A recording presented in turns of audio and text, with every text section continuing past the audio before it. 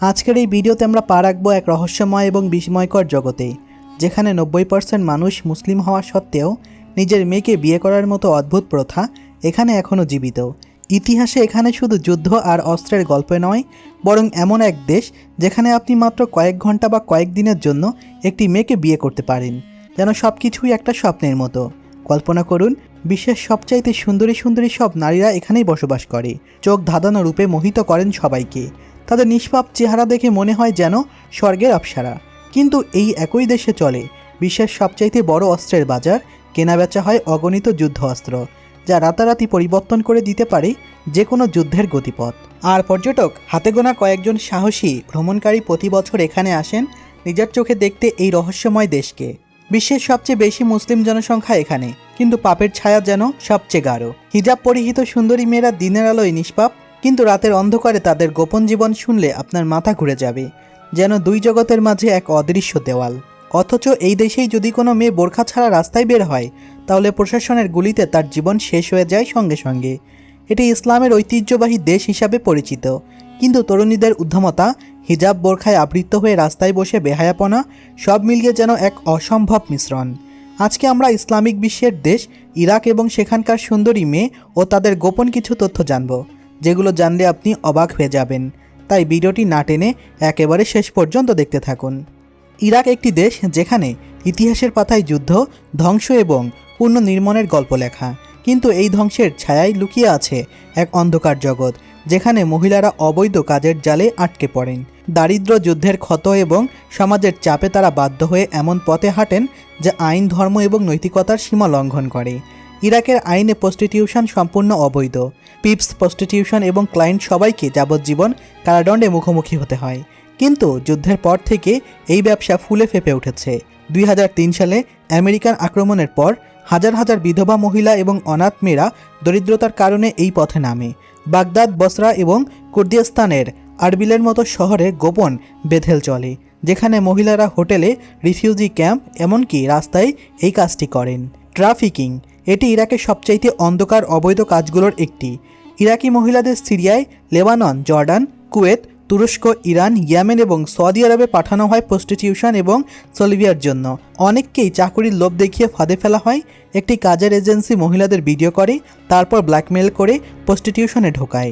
অন্যরা জেল থেকে বেল হয়ে ঋণ শোধের নামে এই কাজটি করতে বাধ্য হন। প্রস্টিটিউশন ছাড়াও ইরাকের মহিলারা অন্য অবৈধ কাজে জড়ায়, যেমন ডোমেস্টিক ভায়োলেশন শিকার হয়ে হোনার কিলিং অথবা প্রিজনে অ্যাবিউজ। আইন অনুসারে হাজারো মহিলাকে অবৈধভাবে আটক করে টর্চার করা হয়, যেমন রেপের হুমকি বা ফিজিক্যাল অ্যাবিউজ। ইরাকে অস্থায়ী বিবাহ বা মুতাহা এটি শিয়া ইসলামের অনুমোদিত, কিন্তু ইরাকে এটি অপব্যবহারের জন্য প্রস্টিটিউশনের ফন্ট হিসাবে দাঁড়িয়েছে। ক্লোরি করা পুরুষদের সাথে মহিলাদের প্রেজার ম্যারেজ করে দেন, যা কয়েক ঘন্টা থেকে কয়েক দিন স্থায়ী হয়। এটি বিশেষ করে দুর্বল মহিলাদের, যেমন বিধবা বা রিফিউজের, এক্সপ্লোর করে। একটি ডকুমেন্ট কেসে ফ্লোরি করা 13 বছরের মেয়ের সাথে ফোনের মাধ্যমে এমন বিবাহ করে দেন যা শিশু প্রস্টিটিউশনের সমান। এই অবৈধ জগতে ইরাকের মহিলাদের জীবনকে ধ্বংস করে দেয়। যুদ্ধের ক্ষত, দরিদ্রতা এবং সমাজের চাপে তারা বাধ্য হন এমন পথে হাঁটতে। ইরাক মেসোটেরিয়ামের জন্মভূমি, যেখানে মানব সভ্যতার প্রথম অধ্যায় লেখা হয়েছে। দুটি মহান নদীর মাঝে অবস্থিত এই দেশটির ইতিহাসের সাক্ষী, যুদ্ধের ক্ষতবিক্ষত এবং আশ্রয়ের প্রতীক। মধ্যপ্রাচ্যের অবস্থিত এই দেশটির আয়তন প্রায় 4,38,317 বর্গ কিলোমিটার। উত্তরে তুরস্ক এবং কুর্দিস্তান অঞ্চল, পূর্বে ইয়েমেন, দক্ষিণে সৌদি আরব এবং কুয়েত, পশ্চিমে জর্ডান এবং সিরিয়া দিয়ে ঘেরা, টাইগ্রিস এবং ইউফ্রেটিস নদী দিয়ে বিভক্ত। এটি উর্বর সমভূমি, পর্বতমালা এবং মরুভূমির মিশ্রণ। জলবায়ু শুকনো এবং গরম, গ্রীষ্মের তাপমাত্রা 50 ডিগ্রি সেলসিয়াসে ছাড়িয়ে যায়। জনসংখ্যা প্রায় 45 মিলিয়ন, যার মধ্যে 75 থেকে 80% আরব, 15 থেকে 20% কুর্দ আর অন্যান্য জাতি। এ দেশের প্রধান শহর হলো বাগদাদ। ইতিহাসের পাতায় ইরাক মেসোটেরিয়াম হিসাবেই পরিচিত। এখানে সুমেরিয়া সভ্যতা কৃষি উদ্ভাবন করে। আকাদবালিয়ান এবং আসিরিয়ান সাম্রাজ্য এখানে উত্থান পতন ঘটে। 1534 থেকে 1918 সাল পর্যন্ত অটোম্যান সাম্রাজ্যের অংশ, তারপর 1917 সাল থেকে ব্রিটিশের দখলে। 1932 সালে স্বাধীনতা লাভ করে এই রাজতন্ত্র, কিন্তু 1958 সালে অভ্যুত্থানের প্রজাতন্ত্র হয়। ইরাক প্রধানত মুসলিম দেশ, যার মধ্যে 60 থেকে 65% শিয়া এবং 35 থেকে 40% সুন্নি। কুর্দা, তুর্কমেন, আসিরিয়ান এবং ইয়াজিদ, মার্টিনিয়ান আছে। সংস্কৃতি, ঐতিহ্য এবং ইসলামের প্রভাবে মিশ্রণ এই দেশটিতে। অর্থনৈতিক দিক থেকে ইরাক বিশ্বের দ্বিতীয়তম বৃহত্তম তেল উৎপাদক, যার জিডিপির 90% এবং রপ্তানির 99%। ফেডারেল পার্লামেন্টারি রিপাবলিক, যেখানে প্রধানমন্ত্রী মোহাম্মদ আল সুদানি নির্বাহী ক্ষমতা চালান। পার্লামেন্টে 329টি সদস্য, কুর্দিস্তানে অটোমানস। যুদ্ধের ছায়া থেকে উঠে দাঁড়ানো এই দেশটি এখন শান্তি এবং অগ্রগতির পথে, কিন্তু চ্যালেঞ্জগুলো অসংখ্য। ইরাক মুসলিম প্রধান দেশ হওয়াতে সেখানে সবচেয়ে বড় অনুষ্ঠানগুলো হচ্ছে ঈদ উল ফিতর এবং ঈদ উল আজহা। দুটি ঈদ বাদ দিয়ে ইরাক জুড়ে সবচেয়ে বড় অনুষ্ঠানটি হচ্ছে ইসলামিক নিউ ইয়ার। তারপরে রয়েছে আশুরা। আশুরা বাহিরে ইরাকে যে কয়টা বড় বড় ধর্মীয় উৎসব রয়েছে তার মধ্যে অন্যতম একটি হচ্ছে আরবাইন।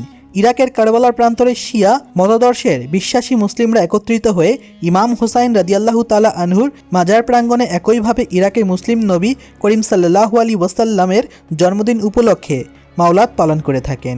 অপরদিকে ইরাকের ভিতরে দুটি ঈদের বাহিরে কুর্দিস্তানের সাধারণ মানুষের কাছে সবচাইতে বড় অনুষ্ঠান হচ্ছে নাজরাইন বাইদা ওয়াল কুদ্রিসির ইতিহাস এবং তাদের জীবনযাপন অথবা তাদের জাতিগত সত্তা, সবকিছুই তারা আরবদের থেকে সম্পূর্ণ আলাদা। আজ পর্যন্ত মধ্যপ্রাচ্যের যতগুলো দেশ রয়েছে সবগুলোই কোনো না কোনোভাবে যুদ্ধের শিকার হয়েছে, কিন্তু 1914 সালে মেসোপটেমিয়াম ক্যাম্পেইন থেকে শুরু করে আমেরিকার অগ্রাসন, সিভিল ওয়ার এবং আইএস আক্রমণ পর্যন্ত ইরাক দেখেছে সব মিলিয়ে 32টি যুদ্ধ। এতগুলো যুদ্ধের পরেও ইরাক যে টিকে আছে এবং সচলভাবে দাঁড়িয়ে আছে সেটাই বা কম সৌভাগ্যের কিসের কারণ?